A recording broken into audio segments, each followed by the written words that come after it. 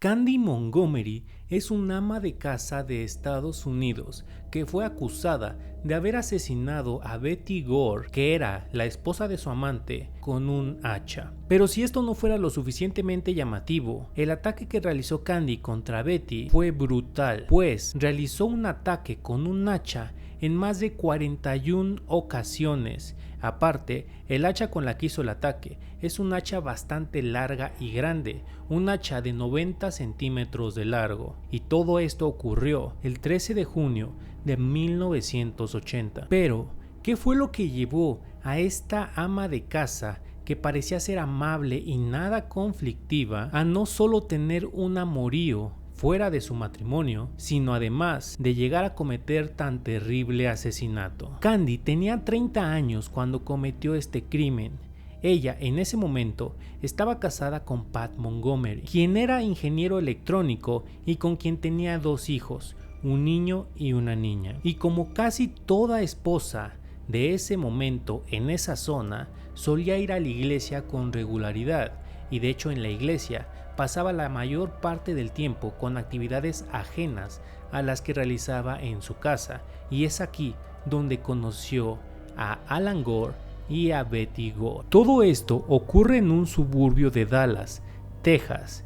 de aproximadamente unos 4,000 habitantes, lo que lo hace un pueblo o una ubicación bastante pequeña y bastante poco poblada, y esto hacía que la mayoría de las personas se conocieran entre sí. Aparte, que había índices de crimen bastante bajos, casi inexistentes. A los 29 años, Candy empezaba a aburrirse de su vida monótona, de su matrimonio, ya que pues realmente ella lo único que hacía era pues encargarse de los niños, de la casa, y tenía algunas actividades que organizaba la iglesia, como clubs de lectura, clubs de escritura y cualquier tipo de actividad que tuvieran en la iglesia, pues era lo único que digamos que alejaba a Candy de su vida del matrimonio. Y eventualmente, por ciertas circunstancias, se fue dando un acuerdo entre Candy Montgomery y Alan Gore para tener un amorío fuera del matrimonio. Los Gore y los Montgomery habían sido amigos desde hace un par de años, e incluso sus 2 hijas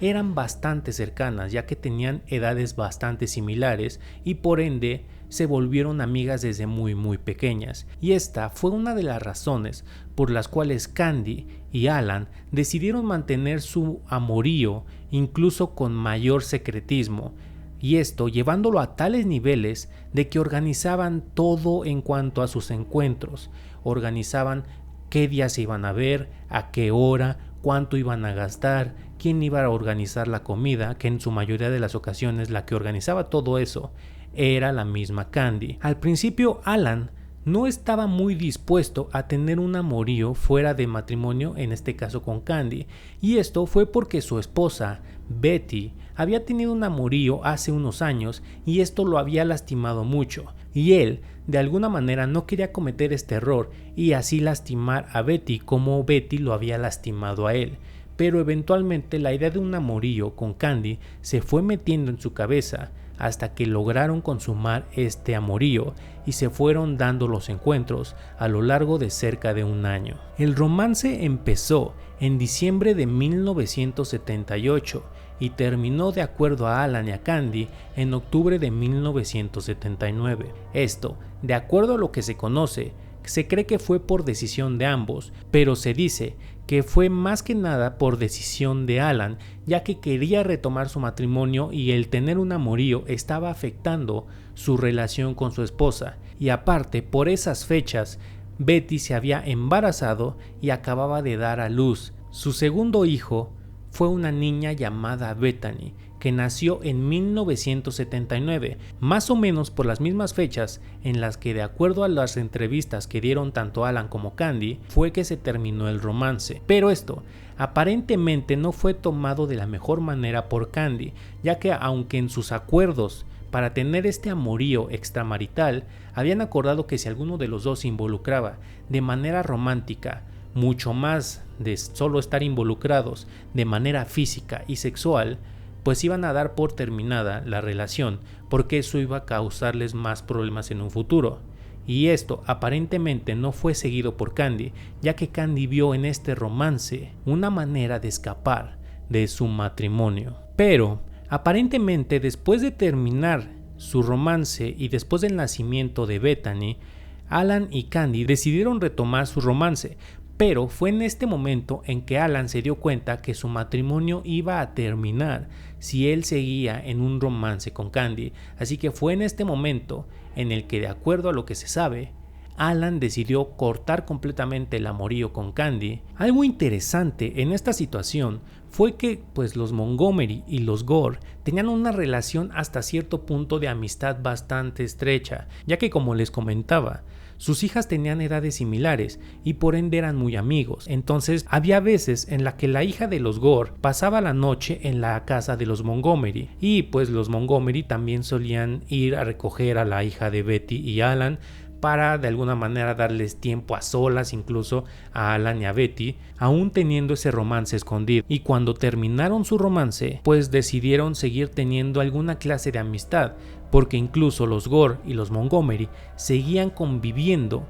en la misma iglesia a la que iban. Así que pues cortar completamente esa amistad pues no era una opción en esos momentos. Una de las cosas que más metía problemas en la relación de los Gore era que a Betty no le gustaba que Alan tuviera que irse por trabajo un par de días, ya que para lo que él hacía tenía que ir de vez en cuando a otro estado y pasar allá unos 2 o 3 días. Esto hacía sufrir mucho a Betty, ya que no podía estar apartada de Alan. Esto de alguna manera le generó demasiadas inseguridades a Betty y hacía que fuera muy celosa y posesiva con Alan, y por este mismo motivo no le gustaba estar apartada de él. Pero el trabajo de Alan le seguía exigiendo que se fuera de vez en cuando, y en 1980, en junio, le pidieron que fuera a cubrir ciertas actividades en Minnesota. Y el 13 de junio intentó comunicarse con Betty en su casa, pero Betty no le contestó el teléfono, por lo cual Alan se empezó a preocupar demasiado, ya que estaba lejos de casa, sabía que su esposa no estaba tan bien emocionalmente y aparte tenían a una hija recién nacida, por lo cual él, aunque tenía que ir a hacer su trabajo, no dejaba de preocuparse porque la situación en su casa no era la ideal. Entonces, cuando su esposa no le estaba contestando los mensajes, esto solamente hizo que Alan se preocupara. Alan llamó a varios vecinos pidiéndole ayuda, y uno de estos vecinos se llamaba Richard. Richard vivía justo enfrente de la casa de los Gore, y a Alan le pidió que por favor fuera a checar su casa en un par de ocasiones.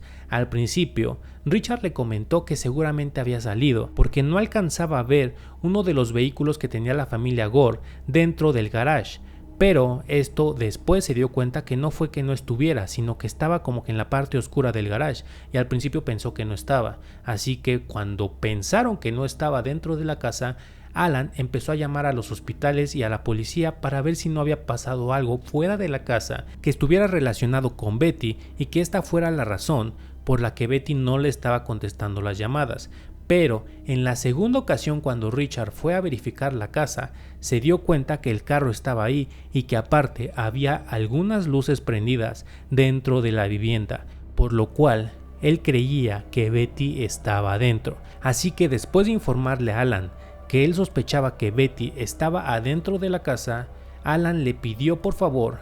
que hiciera todo lo posible, no importaba si tenía que entrar rompiendo una ventana, pero que entrara a su casa, porque le estaba preocupando demasiado la vida de su esposa y de su hija recién nacida. Por suerte, Richard encontró la puerta principal de la casa de los Gore sin seguro, por lo cual pudo entrar fácilmente, pero no sin antes ser interceptado por otros 2 vecinos que también habían sido contactados por Alan para que fueran a checar a su esposa. Cuando entraron, al principio no notaron nada extraño, hasta que empezaron a escuchar un llanto que venía de una de las recámaras. Era la pequeña Bethany, a quien Richard tomó en sus brazos y llevó corriendo a su casa para dejarla con su esposa, y después regresó a la casa de los Gore, cuando estaban los 3 vecinos adentro, y fue en este momento cuando vieron una de las habitaciones con la puerta cerrada, y al momento de entrar, lo que encontraron fue completamente aterrador, ya que encontraron el cadáver de Betty. En este momento, los vecinos llamaron a la policía, y aparte Richard llamó a Alan, porque según ellos, según los 3 vecinos, cuando entraron a descubrir el cadáver de Betty, ellos pensaban que le habían disparado, ya que lo que habían visto fue que Betty tenía la cabeza destrozada, como si hubiera sido atacada con una escopeta o un arma de alto calibre. Cuando la policía y los forenses llegaron a la escena del crimen, se dieron cuenta que la hipótesis de los vecinos del disparo con alguna escopeta o arma de fuego era errónea y que lo que había pasado fue que Betty había sido atacada con un hacha, que de hecho había sido dejada al lado del cuerpo. Y lo más trágico quizá, o lo más aterrador de la escena, fue que se dieron cuenta que el ataque no había sido 1 o 2 cortes, sino que había sido en más de 41 ocasiones, y que básicamente todo el cuerpo de la pobre Betty había sido destrozado. Tal fue el ataque que parecía que la cara de Betty no estaba ahí. Lo primero que pensaron los policías e investigadores fue que era un crimen cometido por algún asesino serial o una persona desquiciada que había pasado por la zona, y esto les preocupaba porque tenían la sospecha de que si esto era cierto, el asesino serial o esta persona desquiciada no se iba a quedar en la zona por mucho tiempo. Cuando Alan llegó al pueblo, lo primero que hizo fue ir a buscar a su hija mayor a la casa de los Montgomery, y en la casa de los Montgomery le preguntó directamente a Candy si había visto algo sospechoso en la visita que le había hecho a su esposa Betty el mismo 13 de junio a las 11 de la mañana, porque Candy se supone que había ido a ver a Betty a las 11 de la mañana del 13 de junio, porque como su hija mayor de los Gore se había quedado en la casa de los Montgomery, pues tenía una clase de natación a la que tenía que asistir el 13 de junio, así que se supone que Candy había ido el 13 de junio a las 11 de la mañana a recoger el traje de baño de la hija de los Gore para que ella pudiera asistir a su clase de natación. Pero, de acuerdo a lo que le dijo Candy a Alan en ese momento y de acuerdo a lo que le dijo a medio mundo durante todo el 13 de junio, fue que ella solamente había ido a recoger el traje de baño a la casa de los Gore y que después se había ido y había ido de compras. Esa fue la versión que dijo Candy al inicio de toda esta investigación. La policía empezó a investigar el suceso y no fue sino hasta que Alan les confesó que había tenido un romance con Candy que los oficiales empezaron a tomar a Candy como una sospechosa potencial de este asesinato. Y como se supo que Candy había sido literalmente la última persona en haber visto con vida a Betty, pues esto la hizo una sospechosa mayor. Y además, en los días posteriores al asesinato, se encontró una huella dactilar en la escena del crimen, que como ya tenían a Candy como sospechosa, intentaron hacer un análisis y el análisis resultó positivo, posicionando no solamente a Candy en la escena del crimen, sino además con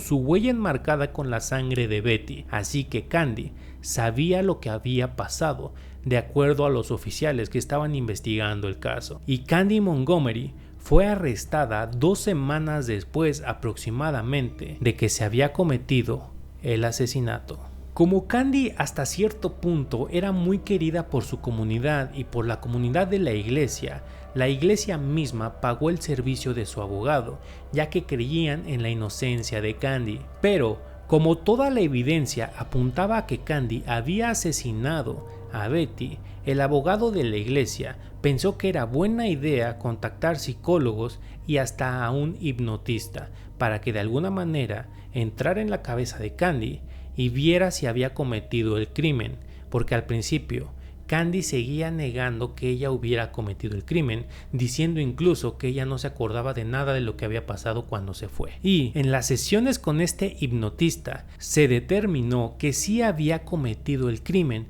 y que de alguna manera lo había bloqueado por algunos traumas de la infancia que tenía y cosas que tenía sin resolver en su psique, y que por algún motivo, por estos mismos traumas de la infancia, había desatado su ira completa contra Betty por algún suceso que haya ocurrido mientras visitaba la casa de los Gore. Ya durante el juicio, Candy reveló que ella no llevaba ninguna clase de intención de violencia, simplemente iba por el traje de baño de la visita de su hija, pero que durante su visita en la casa de los Gore, aparentemente Betty la había cuestionado acerca de su romance con su esposo y que Candy había confesado que había tenido un amorío con su esposo, pero que ya había terminado. Y fue en este momento que aparentemente Betty, por un estado emocional malo en el que se encontraba en ese momento, lo primero que hizo fue sacar un hacha de su garage y proceder a intentar atacar a Candy. Pero esta declaración de que había sido alguna especie de ataque primero de Betty hacia Candy y no al revés, no fue sino hasta que los abogados, los fiscales de distrito que estaban acusando a Candy de asesinato, le habían mostrado todas las pruebas que tenían en su contra, que eran la huella dactilar con sangre, que Candy era la última persona que había visto a Betty con vida y que además en la regadera de los Gore habían encontrado cabellos de Candy, lo cual indicaba que Candy, después de haber asesinado a Betty, se había metido a bañar en la casa de los Gore, por lo cual las evidencias eran completamente imbatibles. Entonces fue en este momento cuando ya Candy y su abogado decidieron confesar que pues sí había ocurrido el crimen, pero que había sido en alguna clase de defensa propia. Pero todo pintaba poco favorecedor para Candy, ya que el hecho de que el ataque hubiera sido en 41 ocasiones con el hacha y que aparte ella se hubiera bañado en la casa de los Gore, indicaba que este juicio estaba más que decidido en contra de Candy. Fue en este momento en el que el abogado decidió apostar todo por una defensa en la cual decían que Betty había sido la atacante y que simplemente Candy se había defendido y que por algún motivo se había desconectado al momento del ataque y se había defendido de una manera tan brutal. Pero lo que los fiscales debatieron fue que esta defensa tendría sentido si Candy a lo mejor hubiera desarmado a Betty y lo hubiera atacado en un par de ocasiones, pero no en más de 40 ocasiones, por lo cual ellos pensaban que había habido alguna clase de alevosía en este mismo ataque. Y además, de acuerdo al examen post-mortem, se determinó que muchos de estos ataques con el hacha habían sido realizados cuando Betty se encontraba ya inconsciente, por lo cual la supuesta hipótesis de que Candy se había defendido de Betty no tenía sentido para muchas personas. Fue en este momento en el que la defensa pidió que se le hiciera también un examen de polígrafo a Candy para determinar si estaba diciendo la verdad o que si estaba mintiendo cuando hablaba de los sucesos que habían ocurrido el 13 de junio. Lo que dijo Candy durante esta entrevista fue lo siguiente. Dijo que en su visita a la casa de los Gore para recoger el traje de baño de la hija de Betty, Betty la confrontó por el romance con su esposo. Candy le confesó que habían tenido un romance pero que ya había terminado y que en ese momento no había habido nada romántico entre ellos. Betty sacó un hacha de la cochera y según Candy, mientras agarraba las cosas de la hija de Betty, ella la amenazaba con su hacha. Cuando Candy se iba a ir de la casa, agarró el brazo de Betty para mostrarle empatía por su situación, ya que en palabras de Candy, Betty se encontraba muy mal emocionalmente y de acuerdo a la misma Candy, fue en este momento en que Betty decidió atacarla con el hacha, atacándola en una primera instancia directamente a la cabeza, y esto pudo demostrar Candy, ya que Candy tenía un corte en la parte de arriba de su frente, y después intentó atacarla nuevamente y le realizó un pequeño corte en uno de sus dedos del pie, y fue en este momento en el que de alguna manera Candy logró hacerse con el hacha y empezar a defenderse. Candy dice que aunque atacó a Betty en un par de ocasiones con el hacha, Betty estaba en un estado emocional tan desconectado que aunque estaba siendo atacada con un hacha, seguía insistiéndole que dejara a su marido e intentando agredirla físicamente, por lo cual Candy procedió a atacarla una y otra vez y en sus propias palabras, no supo lo que estaba haciendo porque simplemente atacó una y otra y otra y otra vez hasta que hubo un momento en el que su mente le dejó parar con la acción que estaba realizando. El fiscal de distrito no creyó esta historia y dijo que si este hubiera sido el caso, después de un par de ataques hacia Betty, Candy hubiera podido huir, pero que este no fue el caso, que Candy se había quedado decidida a terminar con la vida de Betty, porque según el fiscal era su rival amoroso. Pero sorprendentemente, el 30 de octubre, un par de meses después del asesinato, un juez llamado Tom Ryan encontró a Candy inocente de todos los cargos, lo cual levantó bastante crítica por todas las personas que estaban siguiendo el caso. Y el padre de Betty, la fallecida, salió a decir que pues la justicia iba a llegar tarde o temprano, que en ese momento la resolución no había salido a favor de su hija y que él no estaba para nada de acuerdo con la resolución a la que había llegado el juez, pero que él esperaba que en un futuro Dios se encargara de darle justicia a su hija, porque había sido brutalmente asesinada sin merecerlo. Candy quizá haya sido declarada inocente, pero vivirá el resto de su vida con la carga de lo que habrá pasado en esa visita el 13 de junio de 1980 en la casa de los Gore. Actualmente, según informes por parte del acuerdo al que llegaron los fiscales de distrito con los abogados de la defensa de Candy, Candy tuvo que moverse del pueblo donde vivía y ahora vive en Georgia. Esto a ciencia cierta no se sabe, pero lo único que se sabe es que Candy actualmente se separó de su marido, Pat Montgomery, y que actualmente vive como una especie de psicóloga o terapeuta para adolescentes. Si te interesa un poco más esta historia, te dejo un video acá abajo de mi canal de reseñas y opiniones en el que hablo acerca de las dos series que recientemente le hicieron a Candy Montgomery. En estas dos series se narran un poco más a profundidad ciertos aspectos de la vida de Candy con su esposo y de la vida de Alan con su esposa, intentando de alguna manera poner un poco de luz en ciertos sucesos que hicieron que esta historia tuviera este trágico desenlace. Muchos de estos sucesos son de alguna manera inventados en la serie porque hay ciertas cosas que nunca se va a saber qué fue lo que realmente ocurrió, pero de alguna manera hacen que se entienda un poco más la psicología de Candy y cómo llegó a cometer este asesinato. Si te gustó este caso, por favor dale me gusta, suscríbete al canal para que no te pierdas de ningún video futuro que suba y nos vemos en el próximo video aterrador.